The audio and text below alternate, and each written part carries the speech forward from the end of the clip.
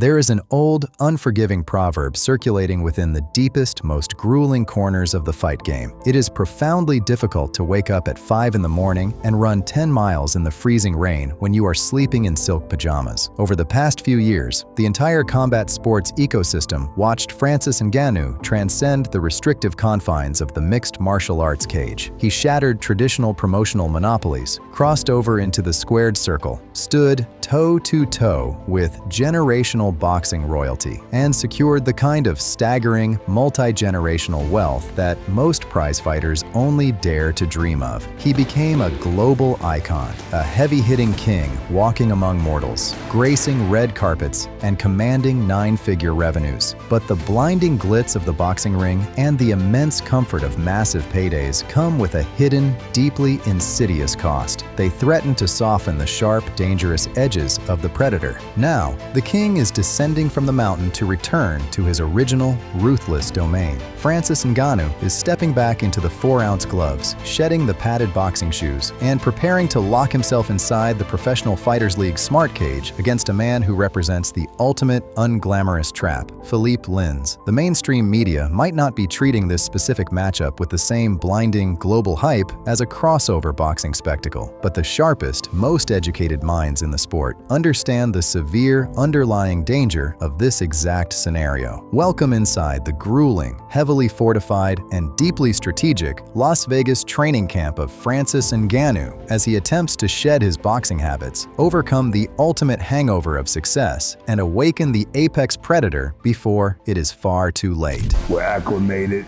and we're ready to go. Maybe we should do Vegas like this. He's the predator for a reason, and it doesn't take much. He's very smart. He understands his body very well. So technique-wise, it makes my life a lot easier. He understands technique and stuff. So when I can really put something on him, I can put it on him hard, and it's not going to affect anything. And he's really just a real true competitor. And so when I'm like, well, I need this many rounds in 30, 45 minutes, and he just goes and he just always tries to outdo what I say.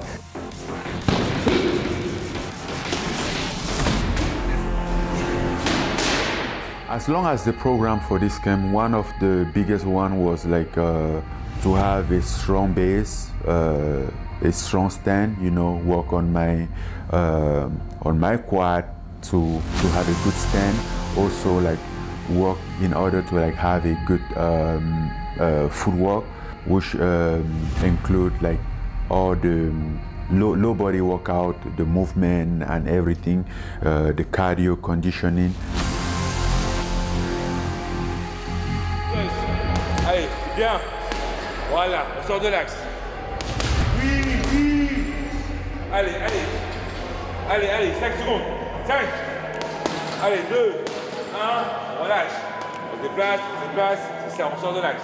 To truly comprehend the sheer complexity of this current training camp, you have to realize that transitioning back from elite-level professional boxing to championship-level mixed martial arts is not simply like riding a bicycle. It is a grueling, systemic overhaul of a fighter's entire kinetic chain. For the last 24 months, Ngannou's central nervous system was heavily conditioned to stand tall, plant his feet firmly into the canvas, and throw looping power shots while relying on the massive 10-ounce gloves for a high guard. In the unyielding environment of a steel cage, that exact stance is a definitive death sentence. Standing tall and heavy on the lead leg leaves the calf completely exposed to devastating bone-bruising kicks. Furthermore, a high, narrow boxing stance opens the hips to immediate, debilitating double-leg takedowns. At Xtreme Couture in Las Vegas, head coach Eric Nicksick and striking guru Dewey Cooper have initiated a ruthless, unapologetic teardown of Ngannou's boxing posture. The first month of this grueling camp was not about building concussive power. It was a frustrating, meticulous process of widening his base and lowering his center of gravity. His coaches are relentlessly forcing him to widen his stance, keeping his hips heavy and his hands disciplined. The heavy, thudding sounds echoing through the gym aren't just from focus mitts. They are the sounds of Ngannou drilling the sprawl. Thousands of repetitive, exhausting motions, dropping his sprawling weight onto fresh, energetic collegiate wrestlers, ensuring his hips are perfectly calibrated calibrated to defend the level change. He is actively unlearning the highly lucrative habits that made him millions solely to survive the grim, multi-dimensional reality of cage fighting. Fight that we knew that was on the horizon, so there was no excuse not to be in the gym. Which the nice thing is we don't have to build like this base layer of cardio. The cardio and everything else has already been set from all the work he's been putting in with Kyler, with the PI, and then his training. So he's never really skipped a beat, so we're not like having to restart from square one, which is a relief for me as a coach.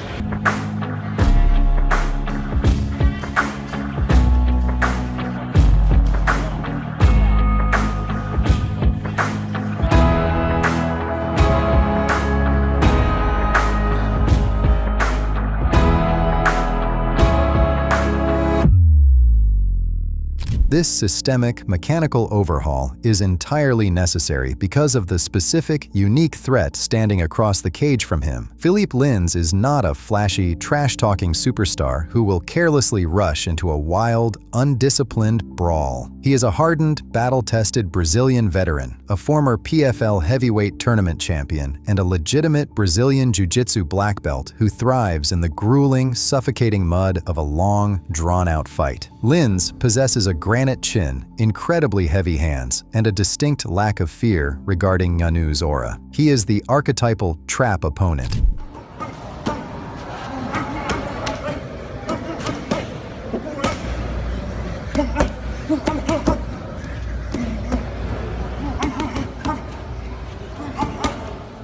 If Ngannou enters the cage hunting for a quick, viral 10-second knockout, throwing wide, undisciplined hooks with his chin in the air, Lins has the exact grappling pedigree to duck under the heavy leather, secure a body lock, and drag the heavyweight king into deep, exhausting waters. Ngannou's inner circle is acutely aware of this stylistic nightmare. They are preparing for a grueling, 25-minute war of attrition. The training partners imported into Las Vegas for this camp are not just giant stationary kickboxers. They are stout, heavy-hipped, Division I caliber grapplers specifically instructed to crowd Ngannou's personal space. They are aggressively pushing him against the chain-link fence, hanging their entire body weight on his neck, and forcing him to fight his way out of the dirty clinch. The primary goal is to drain the oxygen from his lungs in a controlled environment, pushing his cardiovascular threshold to the breaking point. In a boxing ring, when fighters clinch, the referee steps in and separates them, offering a brief moment of respite. In the PFL Smart Cage, the clinch is where careers are brutally shortened. Ngannou is spending hours drilling wall walks, fighting for underhooks, and utilizing precise framing techniques. He is preparing for a fight that likely won't be won with a single, spectacular uppercut in the center of the canvas, but rather through grueling, methodical cage control, exhausting defensive grappling, and punishing short elbows.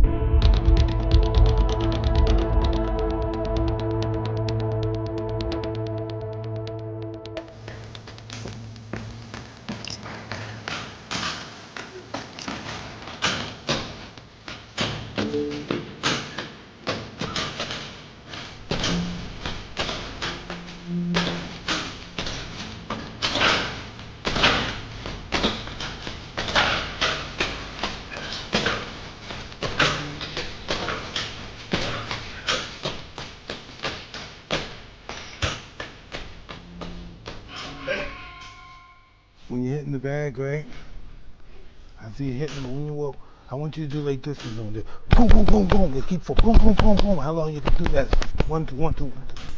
The combination, boom, like punch. Boom, boom, boom, boom, boom, boom. The bag is gonna be in trouble. You can miss. You were doing boom, boom, boom. You can miss. I'm a pro. I never miss. It's straight. 1, 2, straight. 1, 2. Yeah.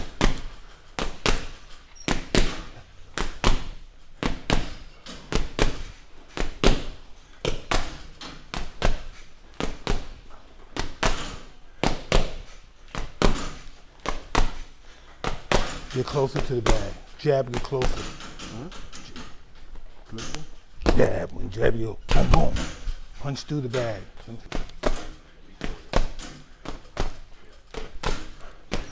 Make it more subtle. Make it not like boom, boom. Make it like boom, boom, boom, boom, boom. You hear this?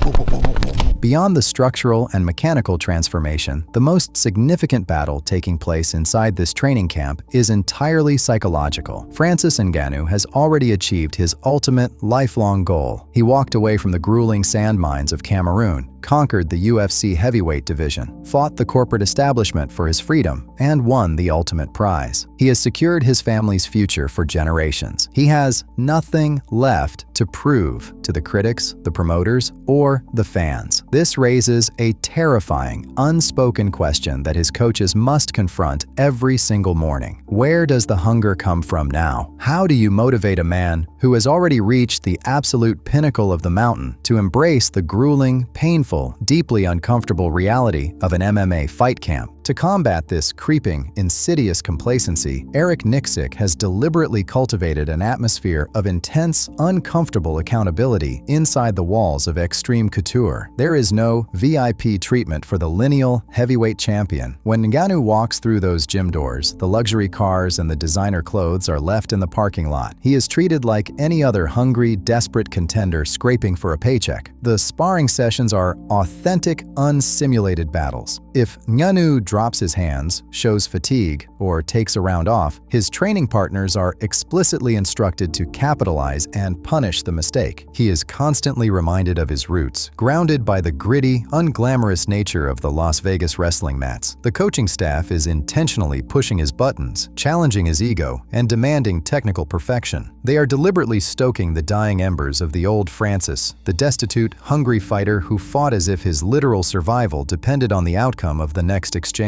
They are forcing him to remember the feeling of having nothing to ensure he fights fiercely enough to protect everything he has built.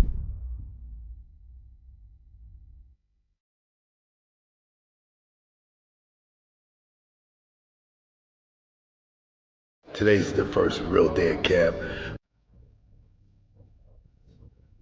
First sparring session, get a good 4-round sweat in and work after that. The main thing is just, getting tired and working through that and not getting hit too cleanly.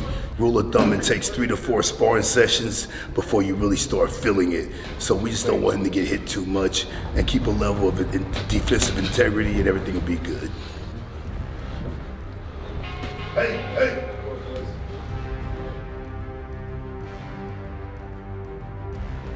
We want to see how Francis was going to react to being hit.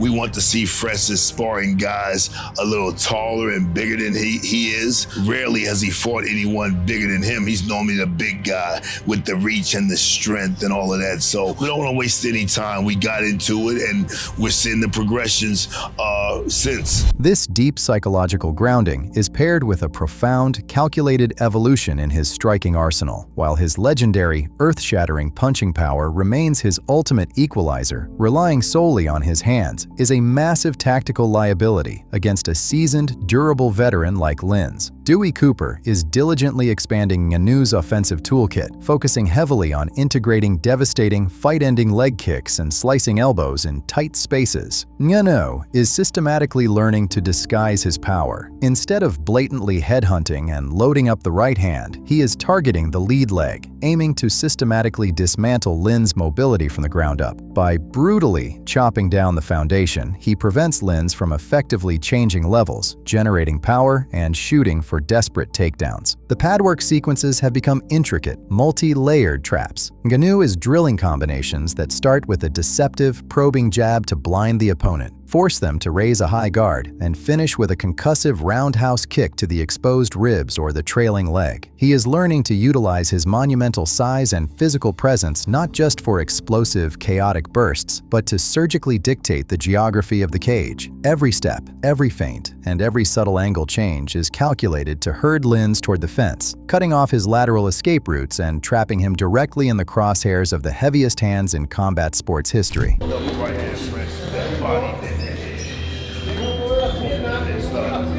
He comes from a tough, humble beginnings, and that always builds character in a fighter and makes him a real warrior. We couldn't take it like a regular 8-week camp and start training. And since Francis just came off a knee surgery and hadn't fought for, almost a year or something like that, we needed to get to work right away. Hey, first day of pre-camp, not bad.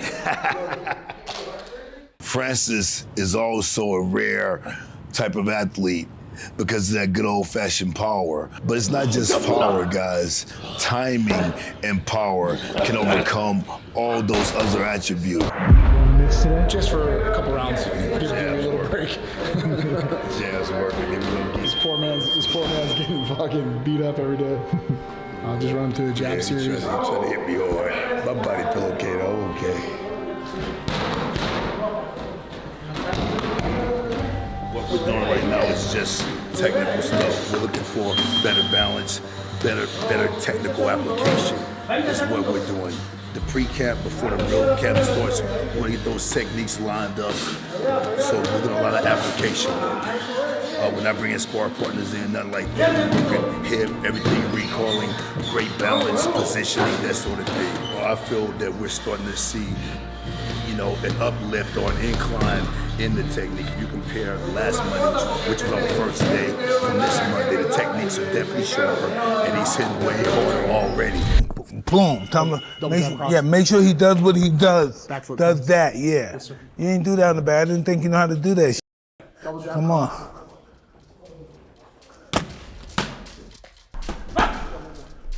Come on. Ah.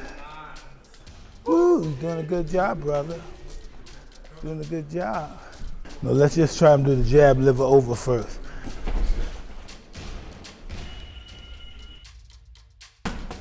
Oh, just make sure that foot is turned. Put that toe in that ground. Put that cigarette butt out. Oh, see the difference? Oh, put it out. Put it out. Dig it in the ground. Bend your legs, man. Come on. Woo. Come on, keep coming through. Move after you punch.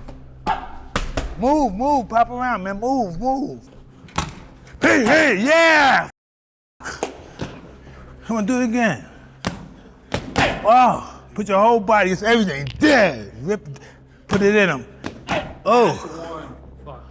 Don't pull your hand back too much, just dig it. Yeah, ooh. They can't escape that.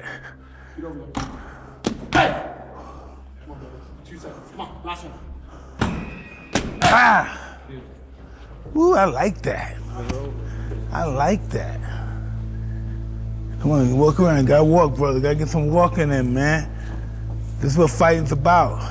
Endurance. Furthermore, the strength and conditioning program has been entirely rewritten to prioritize endurance over explosive mass. In the past, Ngannou stepped into the cage carrying an immense amount of muscle, which acted as a massive drain on his oxygen reserves. For the Philipe Lins bout, his team has focused on leaning out his frame, prioritizing cardiovascular density over sheer lifting power. He is running high-elevation trails in the Nevada desert, pushing his lactic acid threshold to new, agonizing limits. The focus is on ensuring that if the fight enters the championship rounds, the deep, dark waters where Lins thrives, Ngannou will not suffer the catastrophic adrenaline dumps that plagued the early stages of his career. He is building the engine of a middleweight inside the chassis of a super heavyweight. As the final, grueling days of this pivotal training camp wind down, the shift in Ngannou's demeanor is undeniable and palpable. The relaxed, smiling celebrity who attended red carpets in tailored suits has completely vanished into the ether, and the man currently pacing the mats in Las Vegas is a focused, silent, and incredibly imposing force of nature. He has successfully navigated the treacherous, complex transition back to the sport that forged his legacy. He has fortified his wrestling defense, streamlined his cardiovascular endurance, stripped away the dangerous boxing habits, and most importantly, he has rekindled the primal, competitive fire that makes him the most dangerous man breathing on this planet. Philipe Lins is stepping into the cage with the quiet belief that he is facing a distracted, wealthy superstar who has one foot out the door and his mind on his bank account. He is hoping to drag a heavily fatigued, out-of-practice boxer into a grueling grappling match. But what Lins is actually going to encounter inside the PFL Smart Cage is a meticulously prepared, highly evolved martial artist who has spent the last 10 weeks preparing for a grim, unrelenting trench war. Francis Ngannou is not returning to mixed martial arts to take a polite victory lap. He is returning to fiercely, definitively remind the entire combat sports world exactly who holds the crown. The gloves are small again, the grappling threat has been neutralized, the distractions have been silenced, and the apex predator is finally off the leash. Of course, I mean, as I said, it's a legacy right there. We keep reading it, keep writing it. The first MMA event on Netflix, that might be the continuation, and then give more opportunity to other fighters out there. So it's going to be great. If you enjoyed this video, subscribe to the channel. Check out the featured playlist for more amazing videos in this topic.